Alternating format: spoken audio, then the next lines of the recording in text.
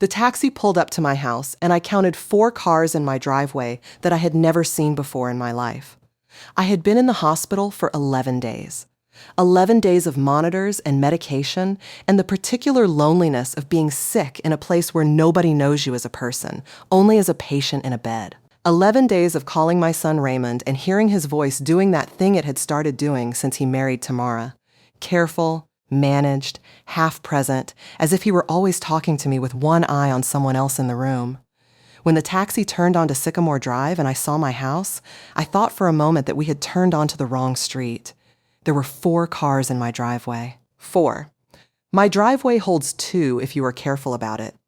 There was a silver sedan parked across the grass at the edge of the property, leaving tracks in the lawn I had been tending for 31 years. There were lights on in rooms I never used in the middle of the afternoon. There was music coming from somewhere inside. And there was laundry. Laundry that did not belong to me. Hanging on the line, I had strung between the oak tree and the back fence. I paid the taxi driver. I stood on the sidewalk in front of my own house with a small bag of hospital belongings in my hand. I was 68 years old, and I had just spent 11 days fighting to keep my heart in rhythm, and I was standing outside my own front door, which was unlocked and slightly open, and I could hear, from inside, a voice I recognized as Loretta's, Tamara's mother, saying something and then laughing. I want you to understand what happened in that moment, not the anger, not the shock. Something more precise than both, a decision. Quiet, complete, and absolute. The kind a woman makes when she has finally seen clearly what she has been trying not to see. I picked up my bag. I walked through my own front door. And I began to plan. Let me tell you about that house before I tell you about what I found inside it. My name is Gloria Mae Washington. I am 68 years old, and I have lived at 14 Sycamore Drive for 31 years. I moved in when Raymond was 7, and his father had been gone for 8 months, and I had made a decision that I was going to stop waiting for a life to begin and start building one. The house was not much when I bought it. 3 bedrooms, 1.5 baths, a kitchen that needed updating, a yard that had gone wild with neglect. The previous owners had let things slide toward the end, and the price reflected it. I bought it for $78,000 in 1993 with money I had saved over 5 years of working double shifts as a licensed practical nurse at County General. Money saved in the particular way you save when you are a single mother with a child to raise and a point to prove. Carefully, deliberately, with the specific hunger of someone who understands that no one is coming to help. I fixed it myself where I could. I called professionals when I could not. I repainted every room. I replaced the kitchen floor. I planted the garden in the back because Raymond needed to understand that things grow when you tend them. Over the years, I upgraded the roof, the plumbing, the electrical panel, the windows. I paid off the mortgage in 2009, 11 years early, by sending extra principal payments every single month without fail. The day I made the last payment, I sat in my kitchen and I cried, not out of relief, out of the particular satisfaction of a thing completed that you always knew you would complete. The house was mine, fully, legally, entirely mine. My name and my name alone on the deed. That had been intentional from the beginning, and it remained intentional throughout. That house was everything. It was the proof that I had been enough, that I had made something from nothing, without a partner, without family money, without anyone's help. It was Raymond's childhood. It was 31 years of my life pressed into its walls and floors, and the garden where the azaleas I planted in 1998 still came back every spring without being asked. It was not a piece of property. It was the record of who I was. And I came home from the hospital and found it full of people who had decided it was theirs. Raymond met Tamara 3 years ago at a work function. He called me that Sunday with the careful voice he used when he was excited about something and trying not to show it yet. "Mom, I met someone. She's different." I had heard those words before. I always let them breathe before I responded. "Tell me about her." "She worked in marketing," he said. "She was confident," he said. "She knew what she wanted. She was close to her family." That last part, close to her family. I filed away, not as a warning, not yet, as information. I met Tamara 6 weeks later at a dinner at a restaurant she had chosen. She was striking. Tall, well put together, with the particular confidence of a woman who had been the most impressive person in most rooms she had entered. She shook my hand firmly, looked me directly in the eye, and said, "Raymond talks about you constantly. I feel like I already know you. It was the right thing to say. It was said correctly. And something about the precision of it, the exactness of the right phrase delivered at the right moment, made me pay close attention to everything that came after. Over the following months, I watched how Tamara moved through the world. She made decisions quickly and with the total conviction of someone who had never seriously entertained the possibility of being wrong. She had opinions about where Raymond should invest his money, which neighborhood they should eventually live in, what kind of car he should drive. These were not suggestions. They were briefings. And Raymond received them with the gratitude of a man who had been waiting his whole life for someone to tell him exactly what to do.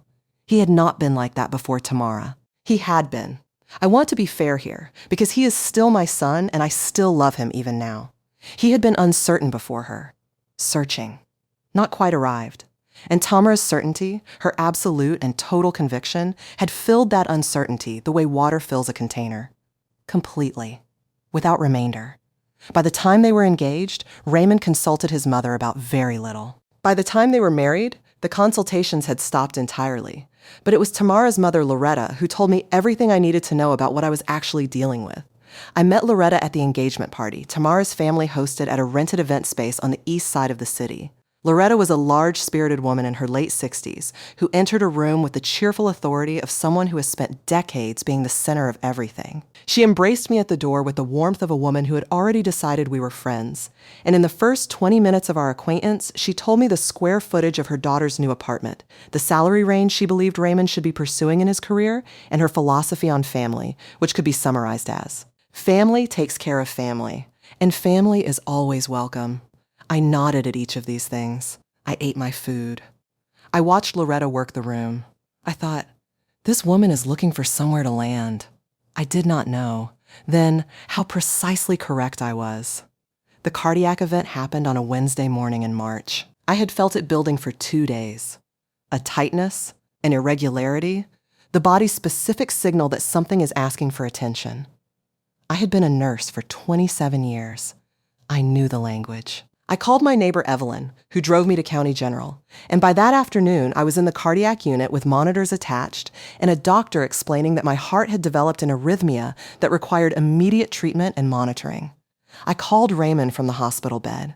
He answered on the third ring with the sound of someone who had been in the middle of something. "Mom, are you all right?" I told him what had happened. He was quiet for a moment. Then, "Do you want me to come?" It was the question itself that told me something. Not I'm coming, not I'm on my way. A question. An option being offered rather than a decision being made. "I'm okay," I said. "They have everything under control. But I'll be here for a while." He came the next day. He stayed for 2 hours. He looked uncomfortable in the hospital room in the specific way people look uncomfortable when they want to be somewhere else, but understand that leaving would reflect poorly on them. He held my hand for a while. He spoke with the doctor. He told me Tamara sent her love. She did not come. She sent her love through my son's mouth from wherever she was on a Thursday afternoon, and he delivered it with the sincerity of a man who believed this was sufficient. I told him it was fine. He left. I lay in my hospital bed for 11 days, and I called him every 2 or 3 days, and he answered, and we spoke briefly and warmly, and he told me things were fine at home, and I told him things were progressing at the hospital, and we were, in our careful way, 2 people managing a relationship rather than having one. On the 9th day, I asked him, "Are you checking on the house?" "Of course, Mom," he said. "Everything is fine." I did not ask further questions. I trusted my son. I had been trusting him for 37 years, and I saw no reason to stop. That was my mistake. Not a foolish one. A human one. The kind you make when you love someone more than the evidence warrants. The taxi driver offered to carry my bag to the door. I told him I was fine. I walked up the path I had laid myself in 2003, brick by brick over a long weekend. I stood at my front door. I could hear, clearly now, multiple voices inside. Television. Something cooking, but not anything I recognized. A different spice, a different smell than the smell my kitchen had held for 31 years. I opened my door and I walked into my house. The living room had been rearranged. My furniture was in different positions, not dramatically, but shifted. The way furniture gets shifted when people decide a different configuration suits them better and do not consider whether it might suit someone else. My reading chair had been moved to the corner. A large duffel bag sat open near the sofa, clothes spilling from it. On my coffee table, the one I had bought at an estate sale and refinished by hand, there were fast food containers and 2 pairs of shoes that did not belong to anyone I had invited. A man I had met exactly twice was asleep on my sofa. Darnell, Tamara's brother. He was 34 years old, and he was asleep on my sofa with his shoes on, one arm over his eyes, snoring lightly. I stood in my own living room, and I looked at him. I breathed. I walked to the kitchen. Loretta was there. She was standing at my stove in my kitchen in my house wearing a house robe. Not her house robe. Mine. The pale blue one I had hung on the back of the bathroom door since 2018. She was stirring something in my largest pot, and she turned when she heard me, and her face went through 3 expressions in very rapid succession: surprise, recovery, and then the warm, broad smile she had used since the day I met her. "Gloria!" She said it with genuine pleasure. "You're home!" Raymond said maybe today or tomorrow. "We were hoping to have dinner ready for when you arrived." I looked at her in my robe at my stove in my kitchen. "Loretta," I said, "where is Raymond?" "He's at work, honey. He'll be home by 6. Tamara is picking up the girls. She had to get Destiny from practice." She turned back to the pot and stirred. "You sit down. You just got out of the hospital. Let me take care of you." The girls. I processed this. Tamara had 2 nieces, Destiny, 14, and Kayla, 11, Darnell's daughters. "Loretta," I said again. "How long have you been here?" She stirred the pot without turning. "Oh, about a week now. Raymond didn't want the house sitting empty with you in the hospital. And with Tamara working, it just made sense for us to come and keep things going." She glanced back at me with the expression of someone delivering a kindness they are confident will be received as one. "Darnell and the girls are in the guest room. I'm in the back bedroom. The back bedroom. My bedroom. The room where I had slept for 31 years. You're in my bedroom?" I said it quietly, without heat. Loretta waved a hand. Just temporarily, sugar. We didn't want to crowd Raymond and Tamara. It's a good-sized room, and I'm a light sleeper anyway. She tasted the pot. Added something. "You go rest. You've been through a lot." I looked at this woman, in my robe, in my kitchen, in my bedroom, at my stove, in my house. I said, "I'm going to rest for a little while, Loretta." I went to my bedroom door. I opened it. My bedroom had been occupied fully and completely by another person. Loretta's suitcases were open on the floor. Her things were on my dresser. Her medication bottles were on my nightstand. Her reading glasses were folded on the pillow where I had slept for 3 decades. The window was open to air that did not smell like my room. I closed the door. I walked to Raymond's old room, the one I had kept as a guest room since he moved out, with the daybed I had bought specifically for when he visited. I opened that door. Darnell's daughters. A teenager and a child, school things spread across every surface, clothes on the floor, the specific comfortable disorder of children who have been told this is their space now. Kayla had drawn something on a piece of notebook paper and taped it to the wall above the daybed. A picture of a house. She had labeled it, in the careful print of an 11-year-old, "Our new home." Our new home. I closed that door too. I walked to the small room at the end of the hall that I had used as a sewing room for 20 years. My machine, my patterns, my fabric, my things. I opened that door. Darnell's things. His clothes hung from a rack he had installed. Installed, with screws, in my wall. That had not been there when I left for the hospital 11 days ago. His sneakers were lined up by the door. A gaming setup occupied the desk where my patterns had been. My sewing machine had been moved to the closet.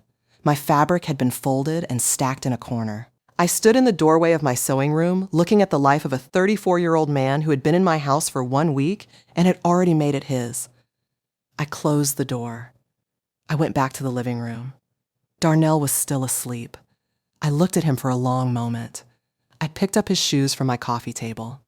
I set them on the floor. I sat down in my reading chair that had been moved to the corner. I folded my hands in my lap. I thought about my house, about the deed in my file cabinet, about 31 years of mortgage payments and repair costs and the specific weight of ownership. Not the legal weight, the human one. The weight of knowing that the place you live is the place you built. The weight of knowing it belongs to no one but you. I thought about Loretta in my robe at my stove. I thought about Darnell's rack screwed into my wall. I thought about Kayla's drawing, our new home, and I thought about Raymond, who had answered the phone when I was in the hospital and said everything is fine and had not mentioned, not once, not in 9 days of phone calls, that he had moved 4 additional people into my house. I sat in my reading chair in the corner of my own rearranged living room, and I made a plan. Tamara arrived home at 5:30 with Destiny and Kayla. She came through the door with the ease of a woman returning to her own space and stopped when she saw me in the chair. For exactly 2 seconds, her face was unguarded. In those 2 seconds, I saw the calculation. How to position this, what posture to take, what version of this moment served her best. She chose warmth. She was good at choosing warmth quickly. Gloria. She set down her bag and came toward me with her arms open. She hugged me with the genuine seeming enthusiasm of someone who had been well trained in the performance of affection. "You're home. How are you feeling? You should have called. We would have picked you up." "I took a taxi," I said. "I didn't want to trouble anyone." She pulled back and looked at me with concerned eyes. "You don't look too tired. The color is better than I expected." She turned to the girls who had come in behind her. "Girls, say hello to Grandma Gloria." Grandma Gloria. They had never called me that before. I was Raymond's mother, not their grandmother. But they said it obediently. "Hi, Grandma Gloria." With the neutrality of children executing an instruction, I greeted them. They went to the room that had been given to them.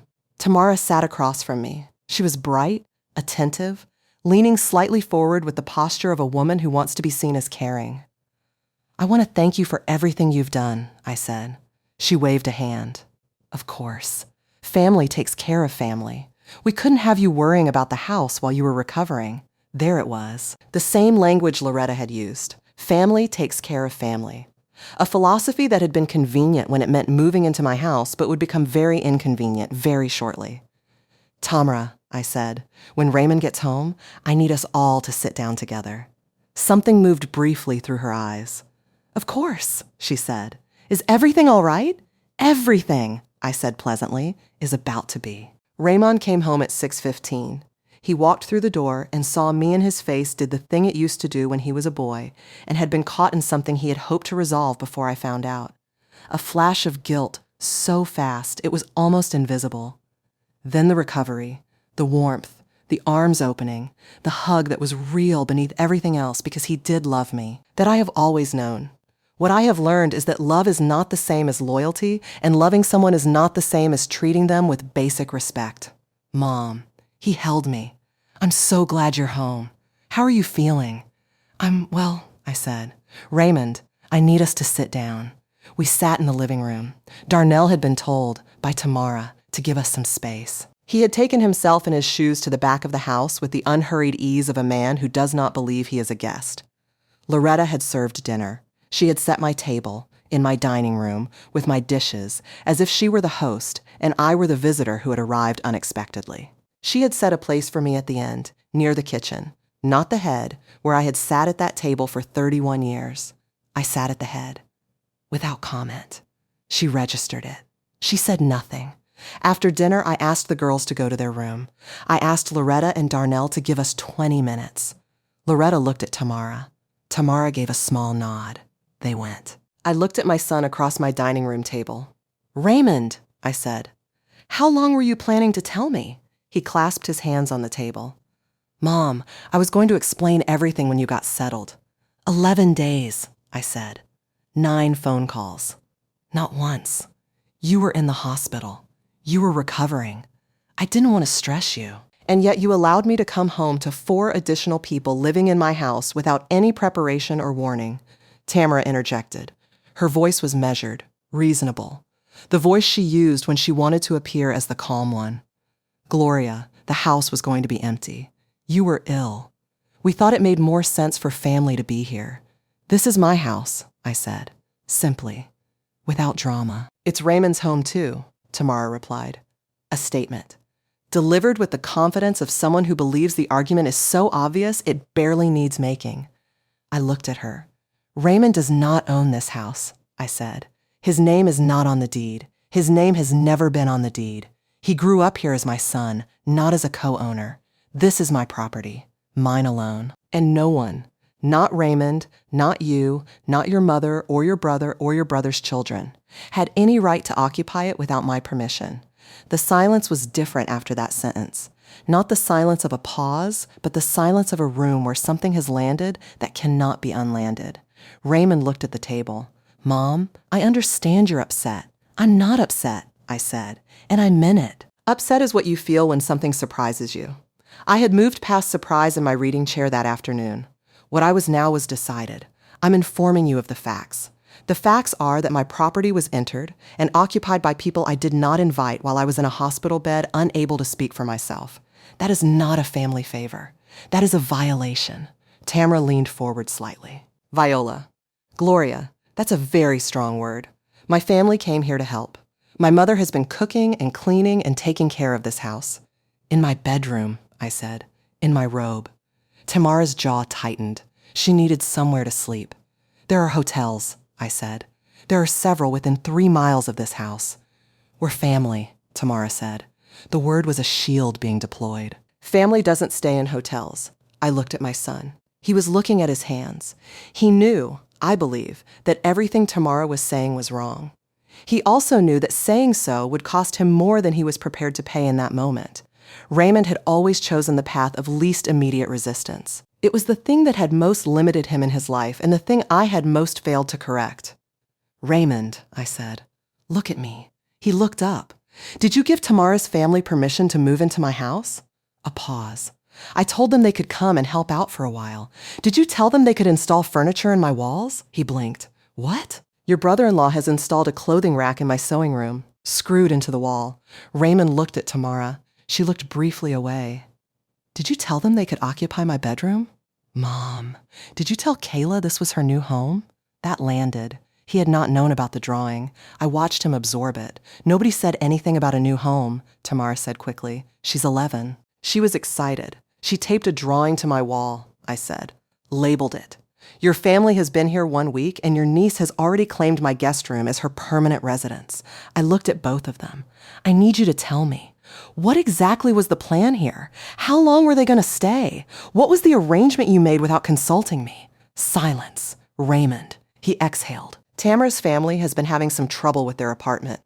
There were some issues with the lease, we thought, just temporarily, until they found somewhere. How long is temporarily? Another silence.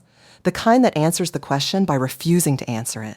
You didn't have a timeline, I said. Nobody spoke. You moved 4 people into my house, and you didn't have a timeline for when they would leave. Tamara's composure shifted. Not broke. Shifted. The warmth was gone, and what was underneath it was harder and more honest. Gloria, this house has more space than you use. You live here alone, we thought. What I do with my space is my decision, I said. Not yours. Not Raymond's. Mine. Raymond is your son. Yes. And I love him completely.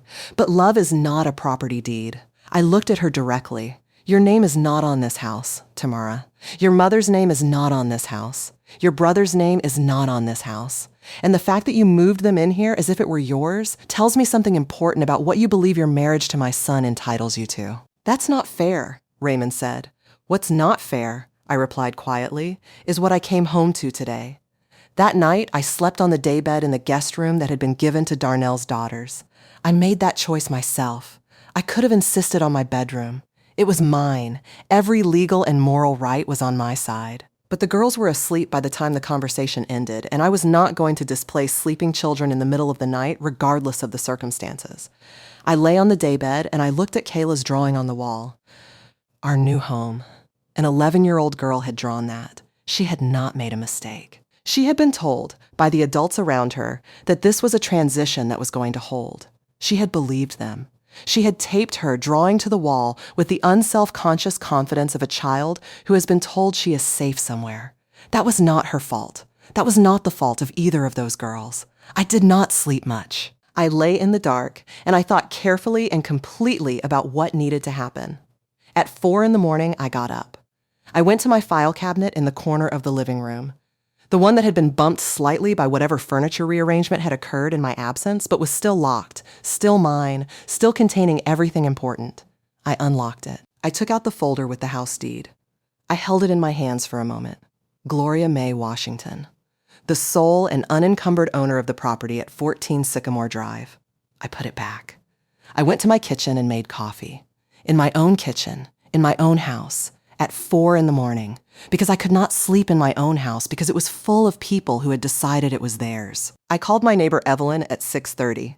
She was an early riser and she answered immediately. "She did what?" Evelyn said when I finished explaining. "She moved her whole family in," I said. "Mother, brother, and 2 children, while I was in the hospital. Lord have mercy, Gloria. I need 2 things from you, Evelyn. I need the name of a good locksmith who can come today. And I need the number for Mr. Coleman. Mr. Coleman was a real estate attorney who had handled the closing on my house in 1993 and had helped me with various property matters over the years. Evelyn had used him for her own house. She gave me both numbers without asking additional questions because Evelyn was the kind of friend who understood when a situation had moved past the stage of questions. I called Mr. Coleman at 8 when his office opened. He remembered me. He pulled my file. He confirmed what I already knew. I was the sole owner of the property. Raymond had no legal claim to it. No one I had not explicitly added to the deed had any right to occupy it. He also told me, calmly and precisely, what my rights were in this situation and what steps I could take and in what order. I thanked him. I called the locksmith. The locksmith. A quiet man named Gary who had the specific competence of someone who has seen every variety of household difficulty and judges none of them. Said he could be there by 10. I sat at my kitchen table. I drank my coffee. I waited for my house to wake up. By 8:30, the house was moving. Loretta appeared in the kitchen in my robe, still on her body, and seemed briefly surprised to find me at the table. She recovered quickly. "Good morning, Gloria. Did you sleep all right? I was going to make breakfast. Sit down, Loretta," I said. She sat. The cheerful authority she carried like a second skin flickered. "I'm going to tell you something directly," I said. "I want you to hear it clearly, so there is no misunderstanding later." "Of course," she said carefully. "You and Darnell and the girls are going to need to find other arrangements by the end of this week." Loretta's expression changed. "Gloria, I am not finished." I said it without raising my voice. "I understand you came here believing it was appropriate. I understand Raymond told you it was okay. Raymond was wrong to tell you that because it was not his to offer.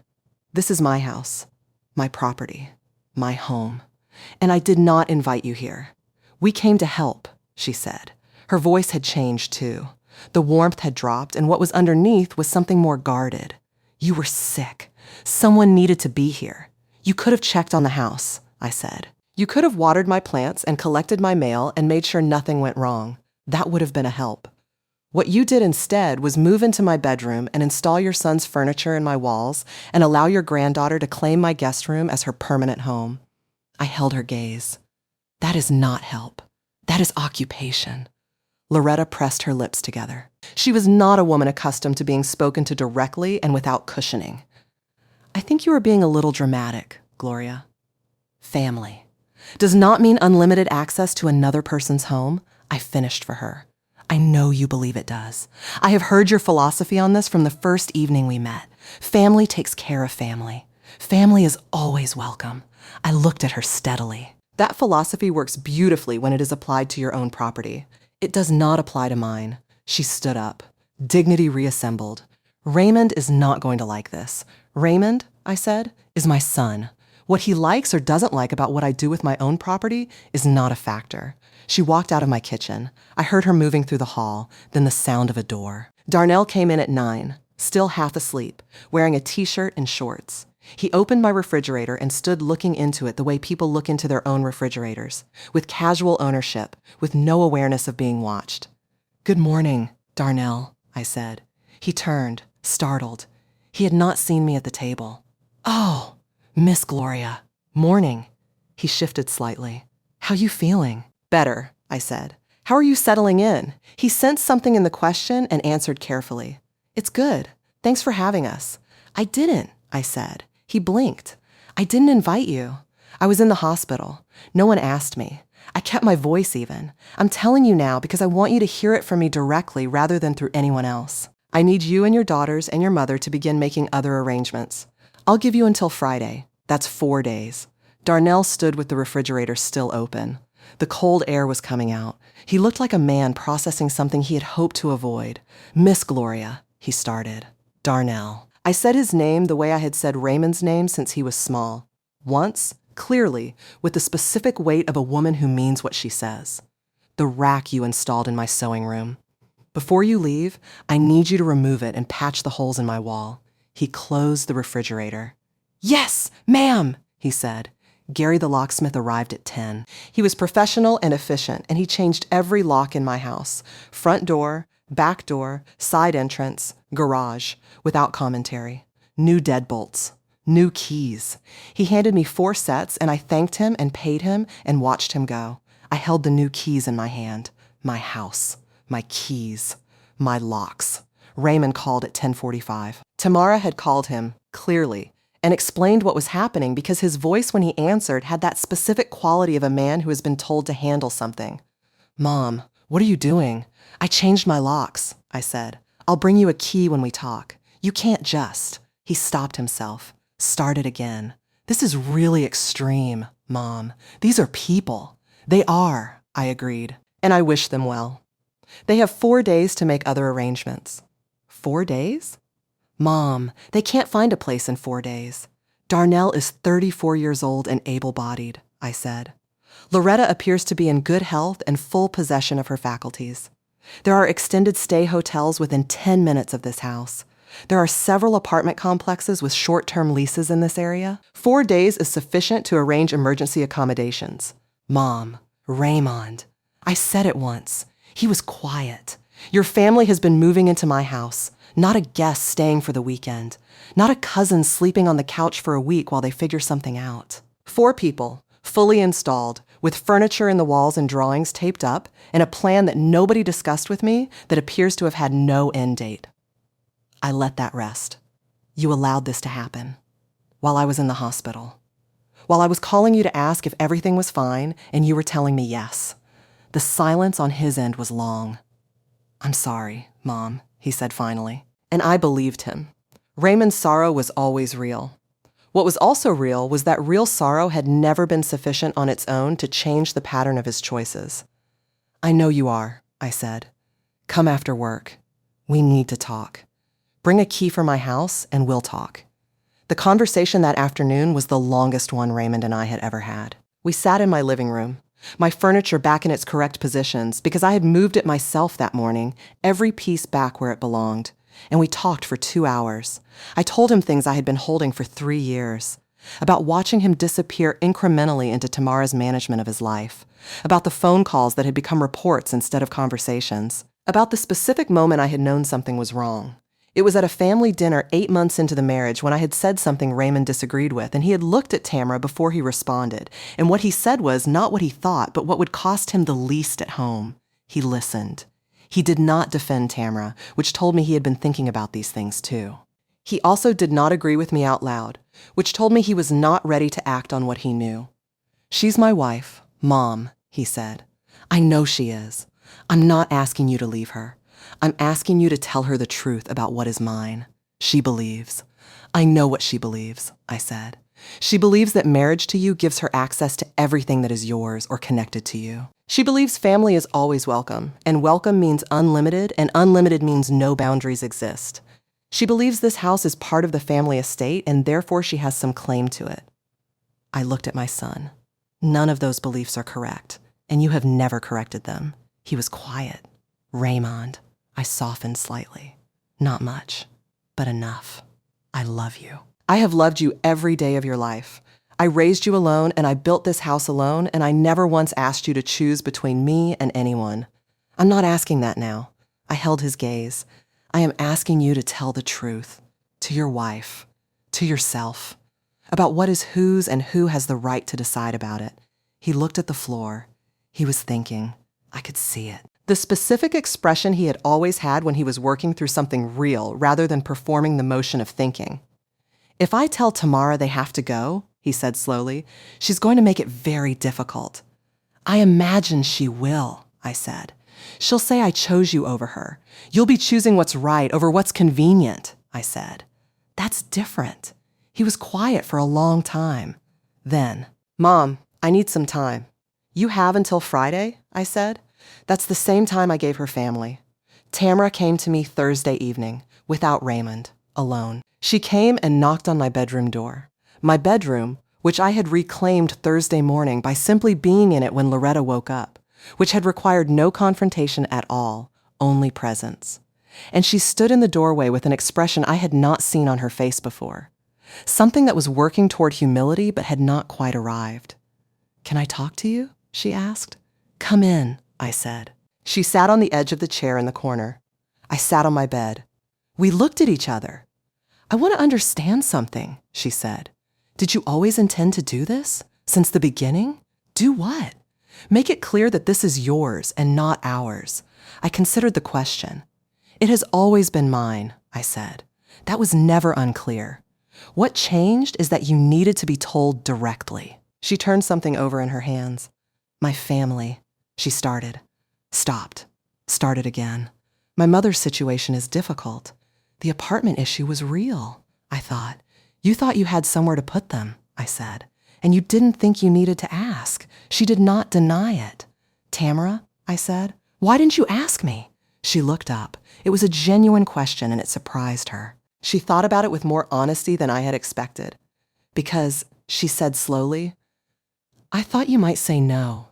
"Yes," I said. "I would have." She nodded. The honesty of that exchange was the most real moment we had ever had together. "But," I continued, "I might also have said, let me think about how I can help. Let me see what is possible. Let me understand the situation and work with you to find a solution that doesn't require occupying my home without permission." She absorbed this. "You would have said that?" "I don't know," I said honestly. "I might have. The point is, you didn't give me the chance to be anything other than what you decided I was.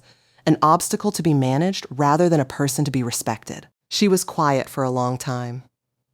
Outside the window, I could hear Kayla and Destiny in the yard. The sound of children who did not know yet what was happening. "What about the girls?" Tamara asked. Her voice was different when she said it. The armor was entirely gone. She was a woman asking about children she loved. "Where do they go? Where they came from?" I said. "With their father." "Their mother isn't in the picture."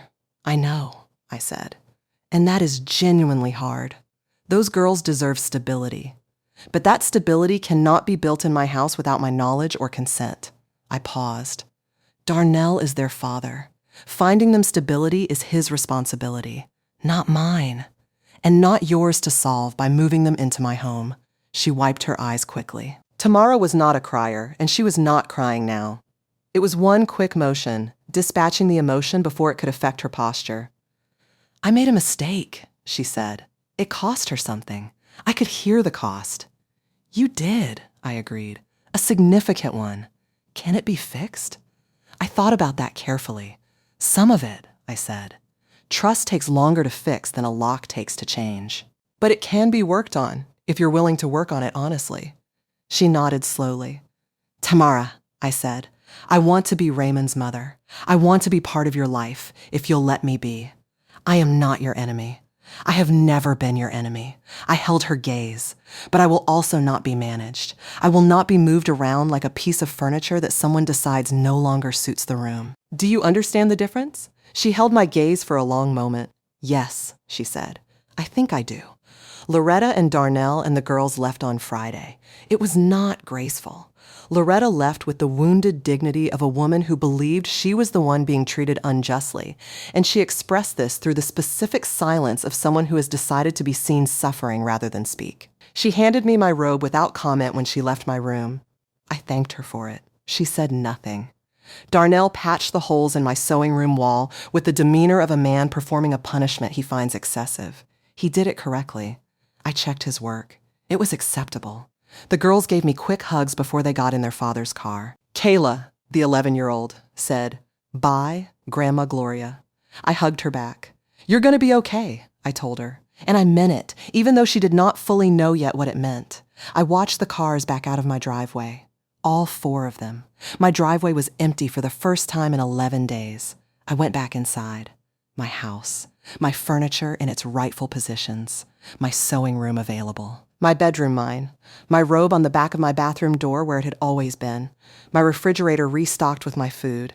My coffee in my kitchen made by my hands. I sat in my reading chair. The one that had been moved to the corner.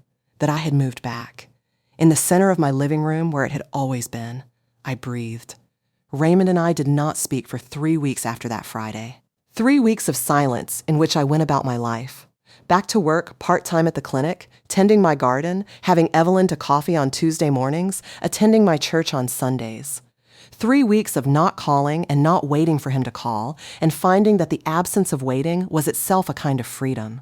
He called on a Sunday evening. His voice was quiet, not managed, not careful.